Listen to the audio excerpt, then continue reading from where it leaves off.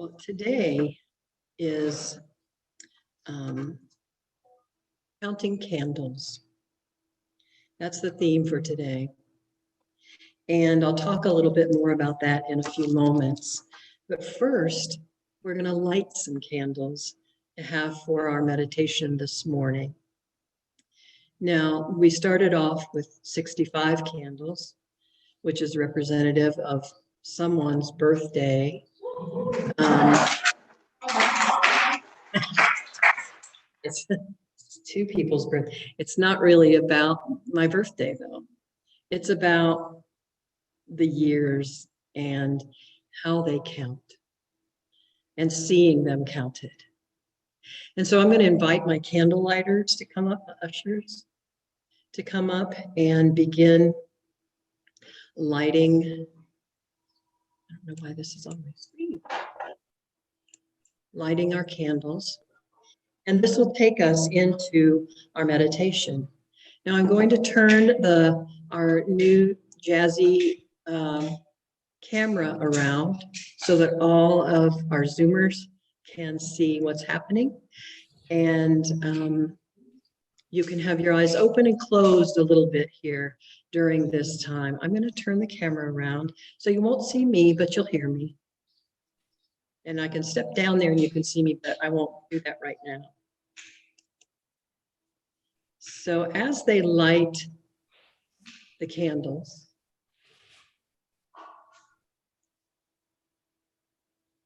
think about your birthday. If it's this month, if it was in January, like a certain husband of mine, think about the last time you had a birthday. How many candles were on your cake? Did you have one representing all the wonderful years of your life? Or did you have many?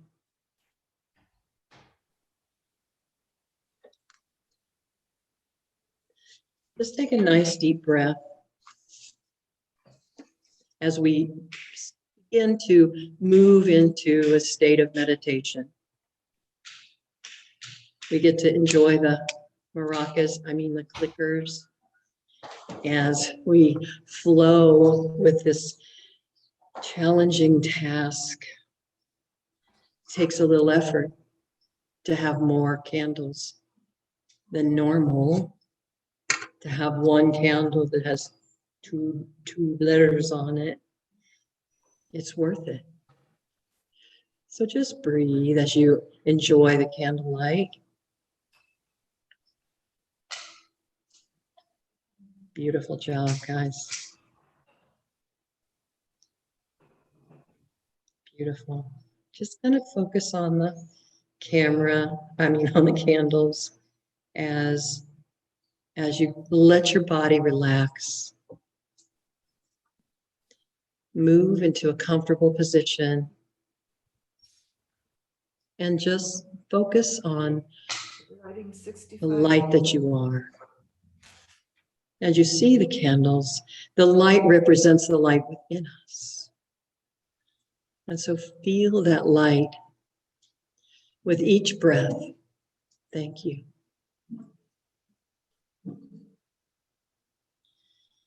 Feel that light with each breath as it flickers and flutters.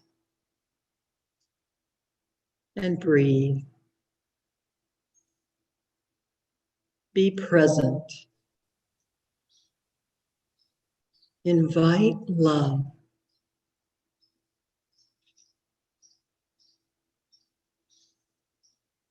Breathe. Be present. Invite light.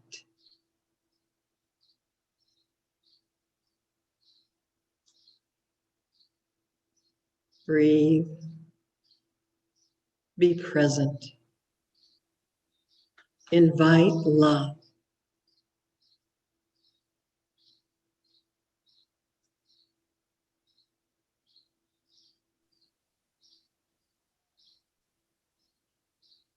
Breathe.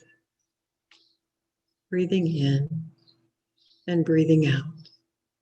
Be present in this holy instant, this perfect moment. Invite the silence. Invite the light. Whether you close your eyes or leave them open, let us move into the silence as we count candles in our minds, as we count the years and bless each one.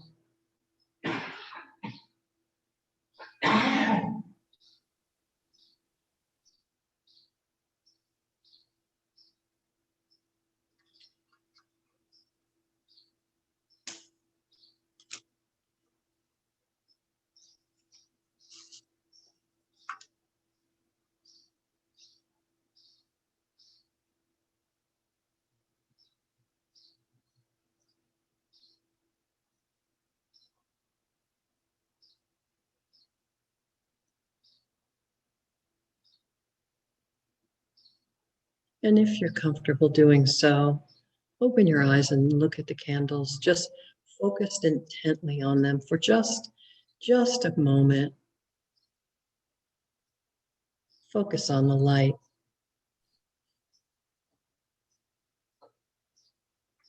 Then close your eyes and take that image into your heart and mind.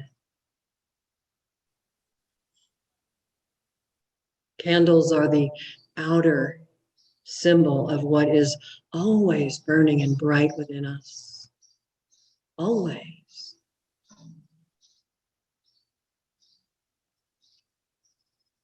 As we pay attention now to the breath, not doing anything differently, just acknowledging the breath, breathing. Our breath is our light, our love.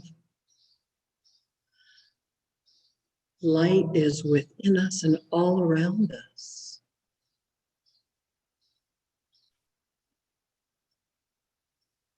Breathe as you light up your cells. Each candle we light is simply a reminder of the billions of cells we light up with every breath.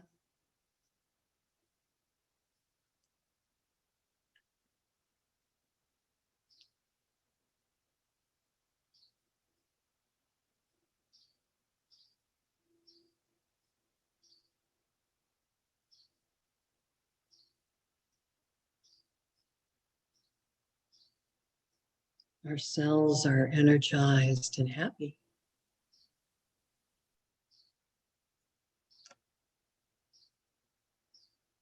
We are the candles.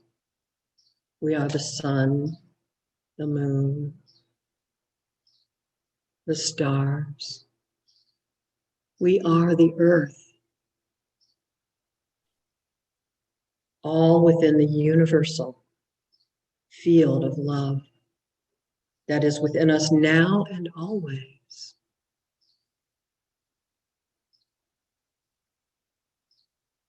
As we move once again into the silence.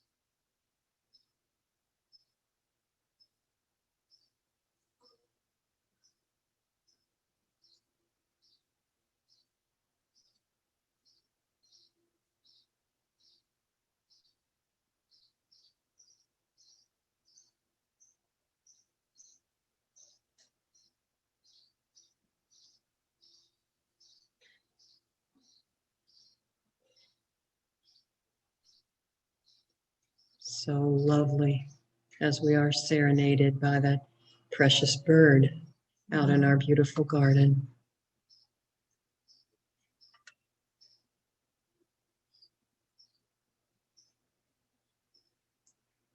Gives us more light.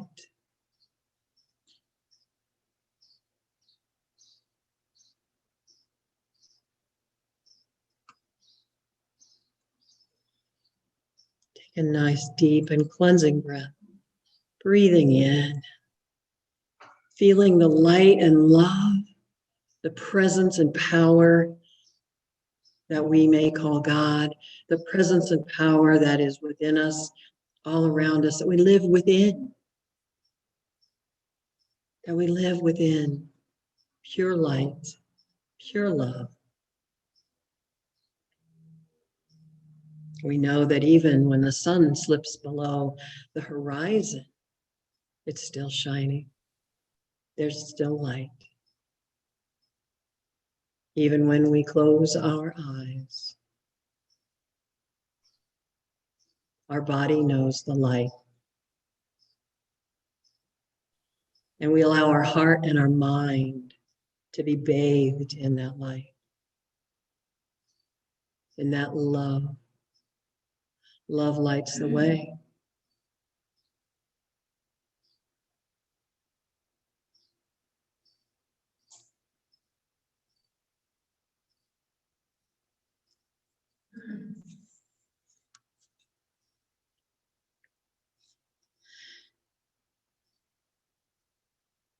And a nice deep breath as we bring our attention back to this space, back into this room, gently, gently. Gently, gently.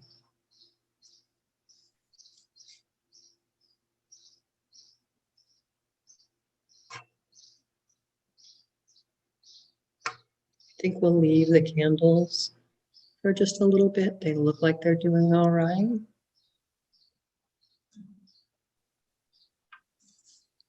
And I'd like for you, if you're comfortable doing so, staying right where you are.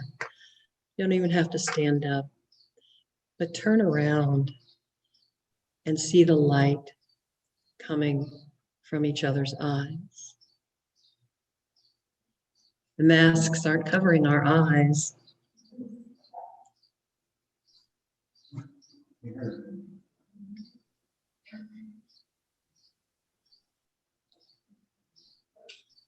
Would our candle lighters come on light? And we've got a door and window opens, or doors open, so we should be all right. Brian, tell the police or the fire not to come, please. And so as we extinguish these candles, we don't extinguish the light, do we?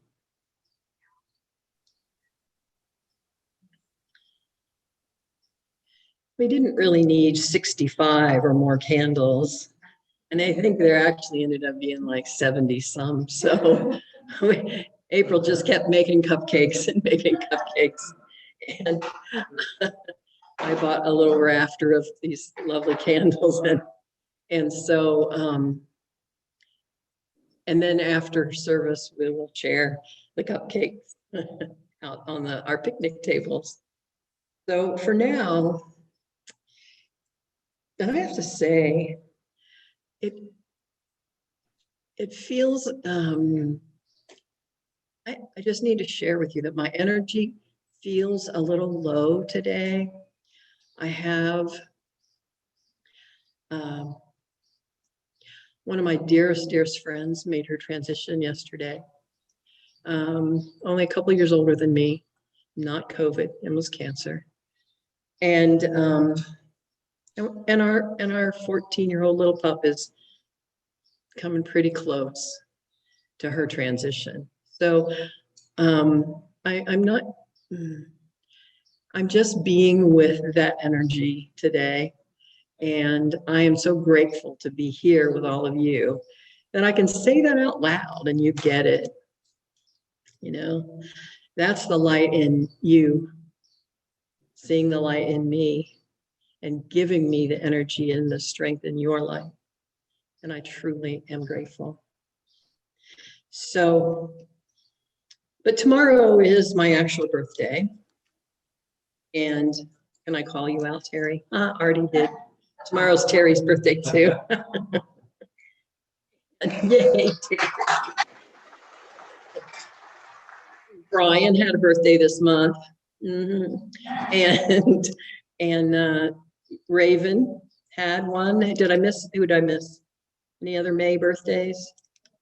They're here or not? So I found this little thing called the Birthday Examiner, and it says Gail Lynn Orms, and that's my maiden name, was born today. This year's top headlines around the world in 1956 was the first transatlantic telephone cable connects the US and Europe. Now that's I love talking on the phone, so they got it ready for me back in 1956.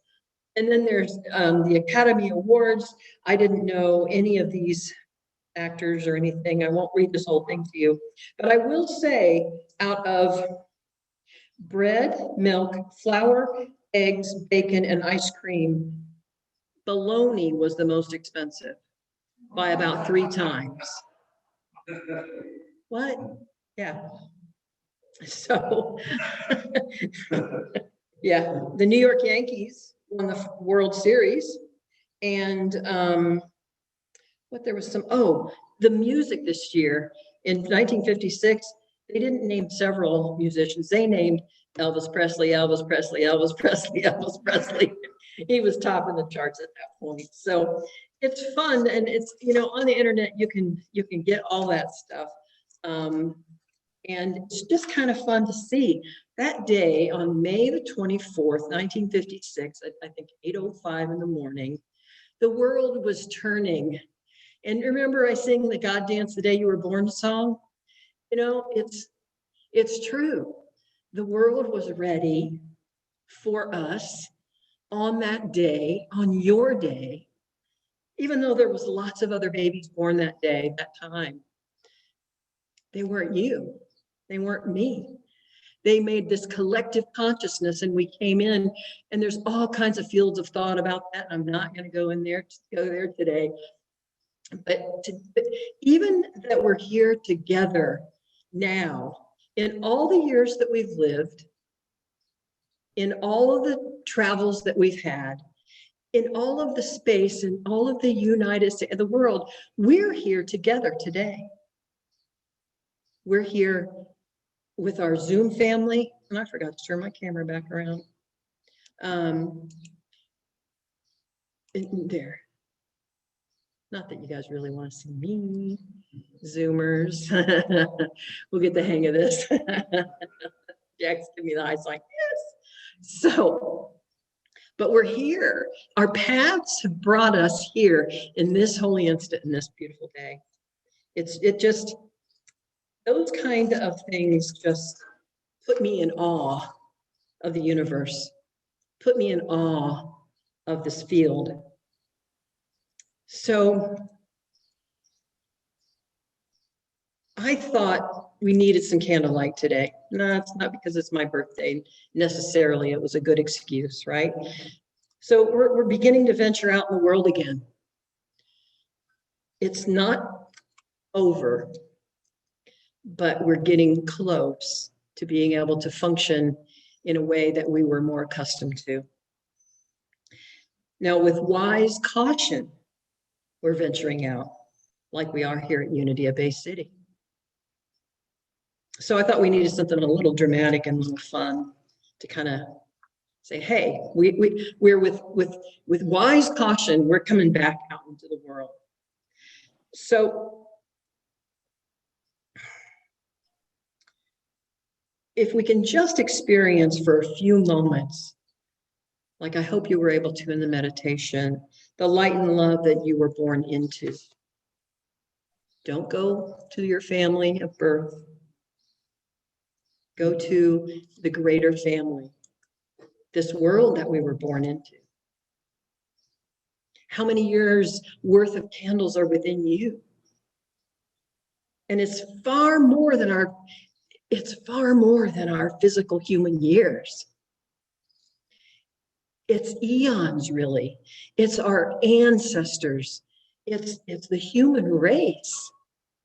We're carrying parts of the human race in our DNA right now. How could we not be if we say we're one presence and one power? We're all connected. We're all one with our individualized, gratefully individualized personalities and thoughts and feelings. But yet here we are, right? Everybody that's on the planet right now is on the planet representing all of our ancestors. So the birth of each of my children, those were very bright candle years for me. The years they were born, and they continue to light up my life. And so has every year been joyous and ones that I want to remember or easily remember? No. As a fully human being, I have very being human ups and downs like we all do. But I have the tradition in the family to do just this. We put the true number of candles on our cakes. And we pull out pictures, or we, reminisce a little bit. And there's some sad things and some wonderful things. My kids' birthdays are May, June, and July. So this last summer, this COVID summer that we had, all three of them were in Michigan. Our daughter lives with us, but the boys came, and so we had a joint birthday party with 112 candles. So I took sheet cakes and I covered them with foil, put them together, and then poked holes.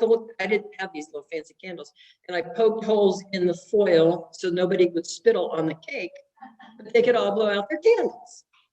So it was quite fun. And we were able to be outside because it was a beautiful day in June. So right in the middle of all of them.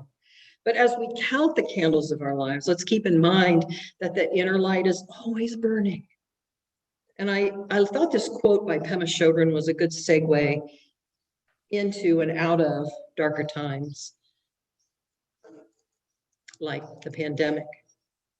She says, to become fully alive, fully human, and completely awake is to be continually thrown out of the nest. Thrown out of the nest. For some of us, finding a safe place in our hearts and our minds is not easy as we collect our candles through the years. The light feels harder sometimes to recognize. When we're children, we don't even know to ask for help. The light in the dark of the world simply happens to us, it seems. Sometimes the nests that we lose are small ones as we make our way through life. Some not so much. So I'm going to tell you about small nest that I lost the light around. One I was dumped out of and have come to terms with it, but I haven't really fixed it. I haven't really repaired it. So for many, many summers, Mom and Dad took us, 4 kids, and we met up with our cousins, my dad's brother, Uncle Stanley, and his wife, Aunt Shirley, and their 3 kids. So the 7 of us kids were close in age, and we had a great time at Cowan Lake in Ohio most summers. We tent camped. They had a big fancy trailer. But we all, riding bikes and having a campfire, swimming in the lake. One particular summer, though, I was about 10 or 11, and I would barely go into the water or near it on the second day at the lake. So we were all playing in and out of the water with our dads, and our moms were, holding vigil, watching. And when suddenly Mom and Aunt Shirley were screaming for us to come up to the blankets with them. We're like, what is wrong with them? You never know about moms. So our dads shoot us out of the water, and Mom kept counting us as she scrunched us together. She kept going, 1, 2, 3, 4. 1, touched our wet heads. 1, 2, 3, 4. With her shaky voice and her, worried mom thing. My aunt was doing the same thing. So our dads and most of the other adults lined up at the shoreline and grasped each other's hands and side by side formed a human chain. And they carefully waded out into the water to find a lost child. His frantic mother watched in horror, and I can see so clearly the whole thing. I got goosebumps as my mom pulled us close with tears streaming down her face. 1, 2, 3, 4. 1, 2, 3, 4. Well, breathe. The story ended well. It was a 4-year-old that went missing, and he was wandering down the road trying to find the ice cream machine. Mom thought Dad was watching him. Dad thought Mom was watching him. Yeah, the parents, but that changed me at depth. To this day, at 65 years young, I am frightened of deep water. I mean, water that's higher than here. I have never learned to swim. I can't even imagine what it feels like to dive into the water and frolic and swim in the deep end. Oh, I see the line. Where's the deep end? Okay, I'm not going there. I love, though, being in boats. I'll get in any boat except sailboats because they tip. Or canoes. No. Or what are those other ones? Kayaks. No, thank you. I made sure, though, that my 3 kids knew how to swim. Tony was a lifeguard when he was in college. He's an expert swimmer, swim team, all that stuff. And so they were very strong swimmers. And so I thought, there, I did my part.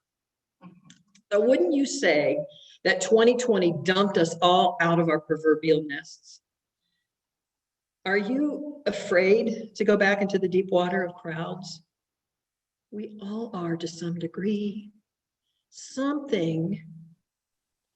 And we each will have a few scars. Gratefully, as an adult, I've built the foundation, as you all have, of faith and of understanding, and not to be totally paralyzed by our fear of COVID very often. I'm still cautious, absolutely.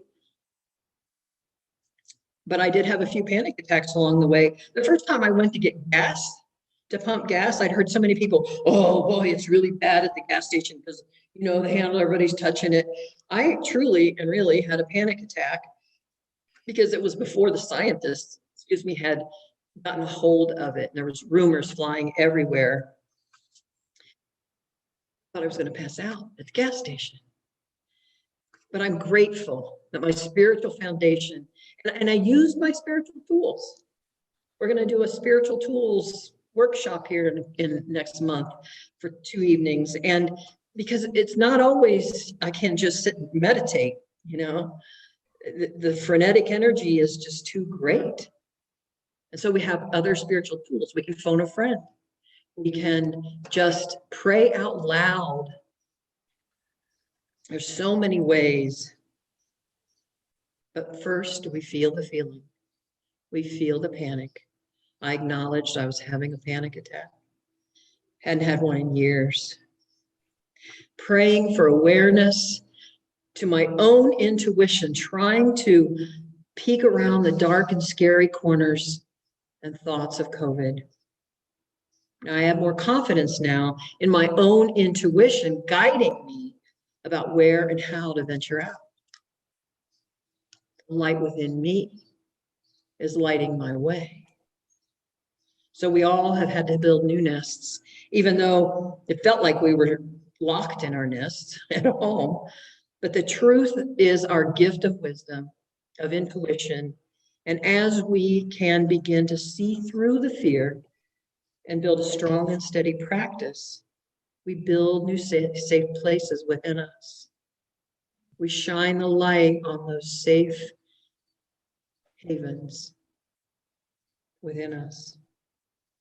We are getting to learn how to create new ways to reclaim our inner and outer freedom. Emma Shodron said this: we can make ourselves miserable, or we can make ourselves strong. The amount of effort, same. That gave me great pause. We can make ourselves miserable, or we can make ourselves strong. The amount of effort is the same.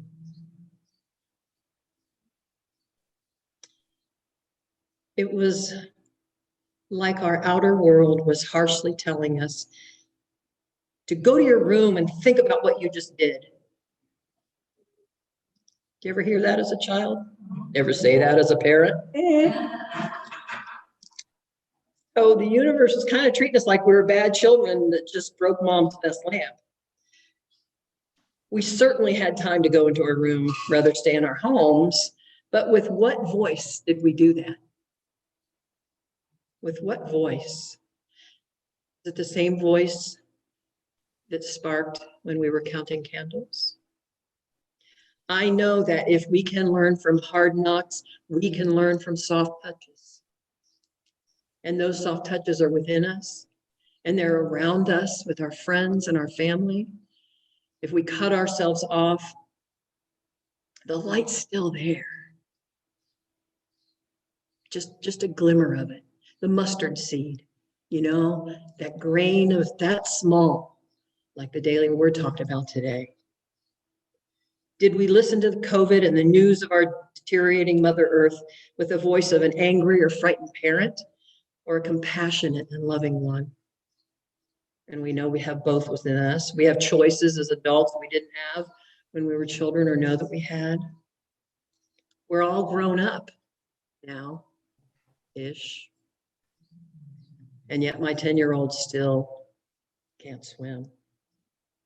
We step back out into the world. It is time for renewal, for embracing the insights we had during the darkest and scariest times of the pandemic.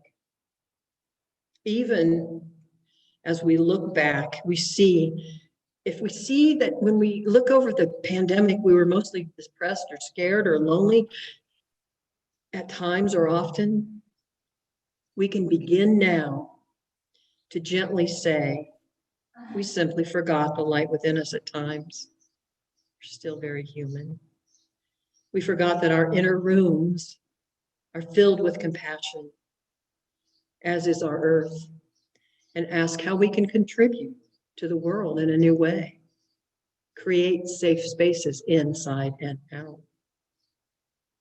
So we get to move mindfully back out into the world. We get to shine the light of 1,000 candles, or 65, or 74, and